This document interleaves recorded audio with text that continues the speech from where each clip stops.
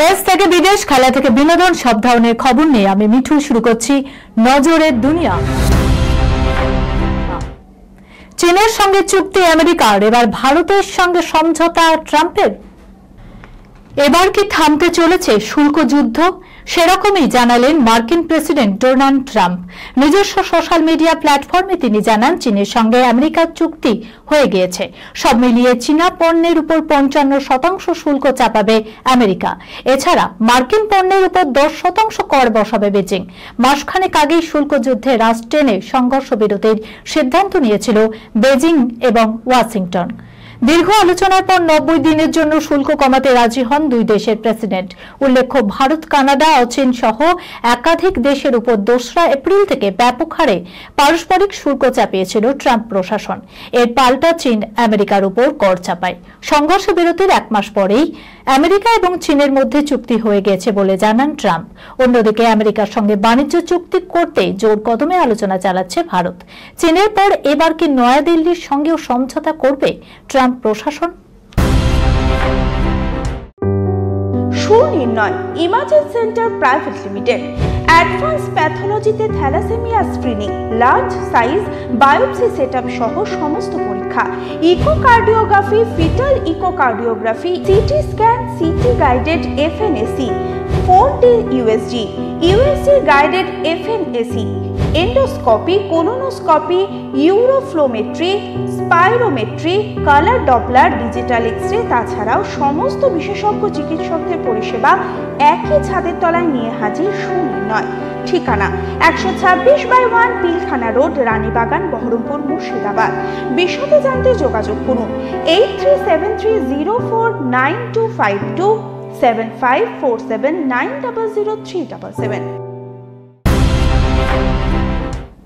ইচ্ছা মতো এসি চালানোর দিন এবার শেষ। তাপমাত্রা বেঁধে দিতে নতুন নির্দেশিকা আনছে কেন্দ্র সরকার। প্রবল গরমে একটু স্বস্তির খোঁজে কম তাপমাত্রায় এসি চালান, কিংবা রাতে ঘুমানোর আগে এসির তাপমাত্রাটা একটু বাড়িয়ে দেন। আপনার সুখের দিন সম্ভবত শেষ হতে চলেছে। এবার এসি চালানো নিয়েও নির্দেশিকা জারি করতে চলেছে কেন্দ্র সরকার। তাতে কত তাপমাত্রায় আমজনতা এসি চালাবে সেটাই বেঁধে দেওয়া হবে।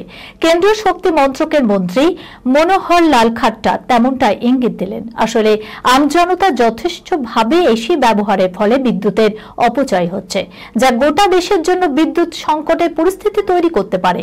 বিদ্যুতের ব্যাপক চাহিদা সামাল দিতে হিমশিম খেতে হচ্ছে পাওয়ার গ্রিডগুলিকে। তাই গ্রীষ্মের এই দাবদাহের মধ্যেও নাগরিকদের এসি ব্যবহার নিয়ে সতর্ক করছে কেন্দ্র।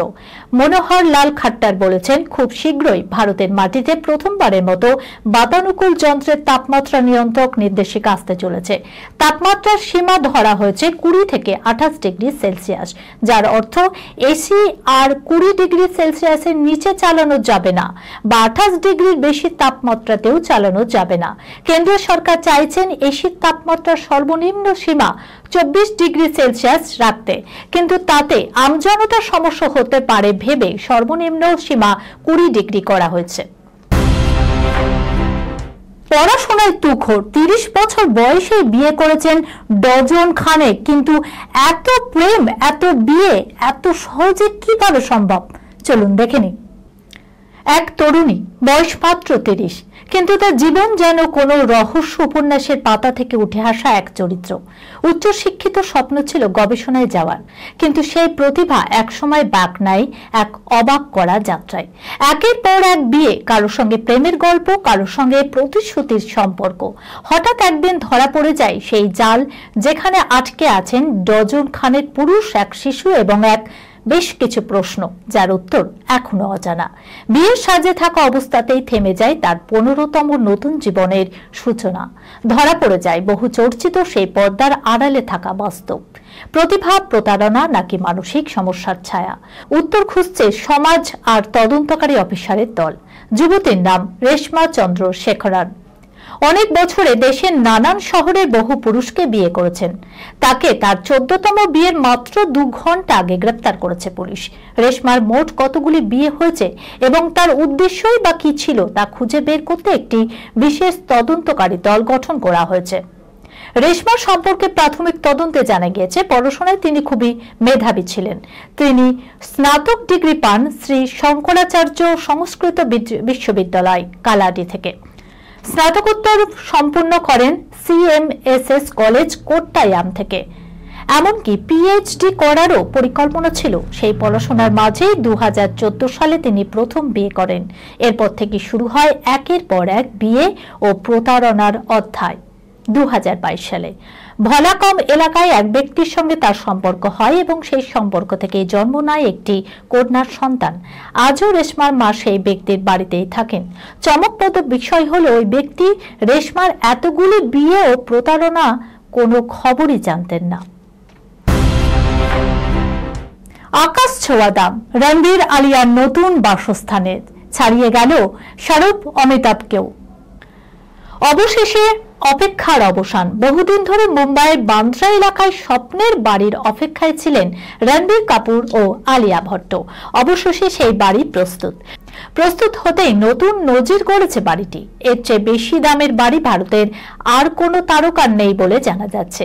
এমনকি শাহরুখ খানের বাড়ি মান্নাতকেও ছাপিয়ে গিয়েছে রণবীর ও আলিয়ার নতুন এই বাসস্থান।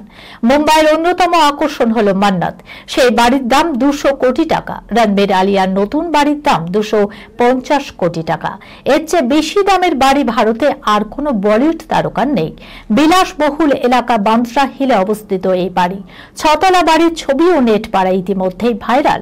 খুব শীঘ্রই বাড়িতে গিয়ে উঠবেন রণবীর এবং আলিয়া। এই খবরের সঙ্গে শেষ করলাম আজকের নজরে দুনিয়া। আপনারা দেখছেন TV 24 বাংলা, সংবাদ বিনোদন সারাদিন সারাক্ষণ।